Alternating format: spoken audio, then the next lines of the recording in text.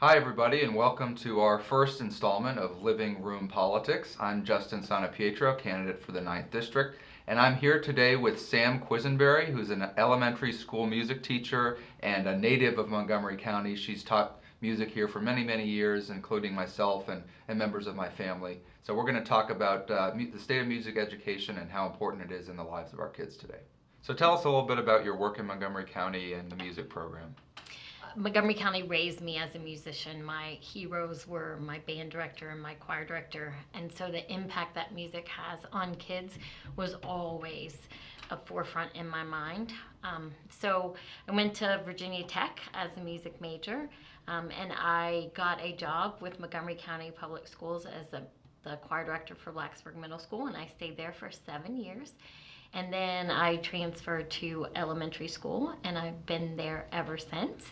And I just got the lead music teacher position for Montgomery County schools. So given that we have such a good music program here in Montgomery County, what sort of feedback do you get from the parents of these kids? Our feedback from the parents of what we get is that we are extremely lucky in this county to have had the support that we continue to have. So we still get to have music in the elementary school twice a week for 30 minutes. Neighboring counties, not so lucky. We have counties that are on a 6-week or a 9-week rotation. So they're only going to get music for just a very small part of their elementary school time. We're extremely lucky that we are still offering as many courses in music as we are in the middle schools and high schools. Our parents are grateful for that. And they're supportive of that. They're coming out to the events. They're supporting that, doing all kinds of things that are, beneficial to the overall support of the program. Oh, that's good to hear. So tell us a little bit more about your take on the state of music education nationally and the importance of it for children's lives. The arts, as everyone knows, is one of the first things that gets cut. Yeah. So, not looking at the true benefits of what we're really getting when we're investing in that arts education. It's one of the first things that we're getting cut because it's not part of that core curriculum. So although we're in a much better place here in Montgomery County, around the state, around the nation, those are the programs that are getting, axed. And you could look at the research, and when they're putting back in those programs, they're reinstating those programs, they're putting those back into the schools or reaching out to the at-risk students with the music. There's phenomenal results. Yeah. And so you see that the research in action is for sure and real. Yeah, so given that music was a very important part of my childhood and growing up, but if I'm fortunate enough to become a U.S. congressman, what types of things would you like to see at the federal level in Congress to support the arts nationally? Funding from the national level is important to us. We're not going to be able to fund in all kinds of regions what the more affluent Northern Virginia kind of places. So rural Southwest Virginia is lacking what some of those bigger cities, what some of those other places are lacking. We're fortunate here in Montgomery County. We're right beside Tech. We're right beside Radford. We get a lot of those kinds of things.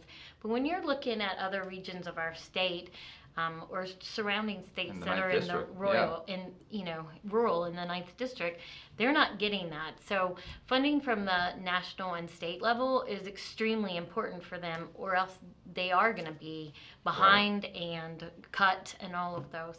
Yeah, one of the things I'd like to see as a member of Congress would be to restore funding to the National Endowment of the Arts, first of all, that has been cut year after year, even though it saves almost no money in the larger picture of the federal budget. And I'd also like to see the federal government getting involved, providing more funding to our schools, but especially for music education and the arts and things that aren't as quantitative or test focused. So if you had a magic wand and you could get done whatever you wanted at the policy level, what would that be? So obviously I'm really passionate about education, and I think that we need to put money into education from the federal and state level.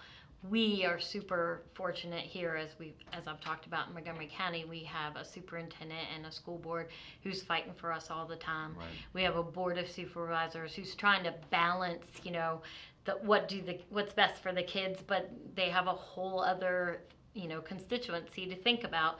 So we're trying to narrow that ever widening gap between what our localities are capable of and what we are losing progressively from the state and national government. Right.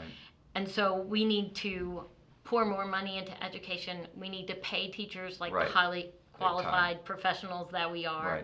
Right.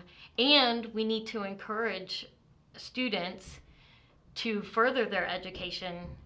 My kids are going to end up with thousands and thousands of dollars of student loans. Right. I personally am going to end up with, the Parent Plus loans. Right. Just because they want to go into fields that are going to be valuable to our Right. nation. So the whole from kindergarten through secondary and beyond Right. needs an overhaul, Right. which is going to take time and money and effort and knowledge. Right, it's a whole spectrum. There's nothing magical about turning 18. So music was a big part of my childhood. I played piano, I sang in a choir, and played clarinet as well. So I think it's fair to say that I might not be doing this right now if it hadn't been for that the influence of music in my life. So Sam Quesenberry, thanks so much for joining me today on our first episode. Absolutely. Thanks for having me.